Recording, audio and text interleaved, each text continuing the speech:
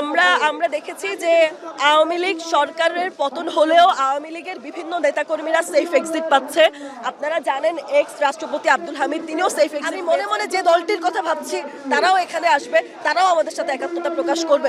নতুবা আমরা ধরে নিব আওয়ামী লীগ নিষিদ্ধকরণের সিদ্ধান্তে উপনীত হওয়ার না পেছনে সেই দলটি কলকাঠি নাড়ছে। আমি বাংলাদেশ গণতান্ত্রিক ছাত্র সংসদের কেন্দ্রীয় সংগঠক হিসেবে আছি। আপনারা জানেন বৈষম্য বিরোধী ছাত্র আন্দোলন থেকে অনেকে একটি জাতীয় রাজনৈতিক দল এনসিপিতে কাজ করছে এবং অনেক প্রতিনিধিদের মাধ্যমে বাংলাদেশ গণতান্ত্রিক ছাত্র সংসদ যেটা শিক্ষার্থীদের রাজনীতিকে অনুপ্রাণিত করে, সেই ছাত্র সংসদের আমি একজন কেন্দ্রীয় সংগঠক হিসেবে আছি। আমার কাছে মনে হয় যে কি কারণে আজকে এখানে আসা কিংবা কেন আওয়ামী লীগকে নিষিদ্ধকরণ আমরা চাই এটা আসলে বারবার বলে দেওয়ার বিষয় না। আমাদের চোখের সামনে জলজ্যান্ত উদাহরণ হচ্ছে 24। আমরা 24-এ দেখেছি আমাদের ভাই বোনদের উপর আওয়ামী লীগ কিভাবে অত্যাচার করেছে, কিভাবে গুম-খুম করেছে এবং পরবর্তীতে আওয়ামী লীগ সেটা অস্বীকারও করেছে। তারা বারবার বলেছে আমরা তো শিক্ষার্থীদের পক্ষে আছি, কিন্তু কখনোই তারা শিক্ষার্থীদের পক্ষে ছিল না। শুধুমাত্র 24-এ নয়, বিগত বছরগুলোতে আওয়ামী লীগ যেভাবে বাংলাদেশের মানুষের উপর নিপীড়ন নির্যাতন চালিয়েছে, আমরা মনে করি এটাই শ্রেষ্ঠ সময় আওয়ামী লীগকে নিষিদ্ধকরণের। এছাড়া আমরা মনে করি আওয়ামী লীগ নিষিদ্ধকরণ, আপনি যেমনটা বলছিলেন যে সব দলমত নির্বিশেষে সবাই আজকে এখানে এসে একত্রিত হয়েছে, আমরা মনে করি আওয়ামী লীগের নিষিদ্ধকরণ বিষয়টি কোনো একক দলের বিষয় নয়, কোনো নির্দিষ্ট কোনো দলীয় কোনো বিষয় নয়। এটি বাংলার মানুষের জন্য, সারা দেশের মানুষের জন্য এটি গুরুত্বপূর্ণ একটি বিষয় হয়ে দাঁড়িয়েছে আওয়ামী লীগের নিষিদ্ধকরণ।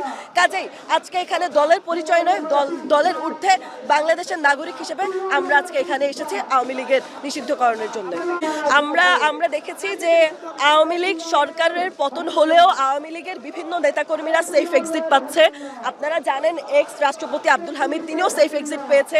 আমাদের আসলে ইন্টারিমের কাছে প্রশ্ন, কেন এত কিছুর পরেও, এত বর্বরতার পরেও আওয়ামী লীগকে এবং আওয়ামী লীগের বিভিন্ন নেতাকর্মীদেরকে সেফ এক্সিট দেওয়া হচ্ছে, কেন তাদের বিচার হচ্ছে না?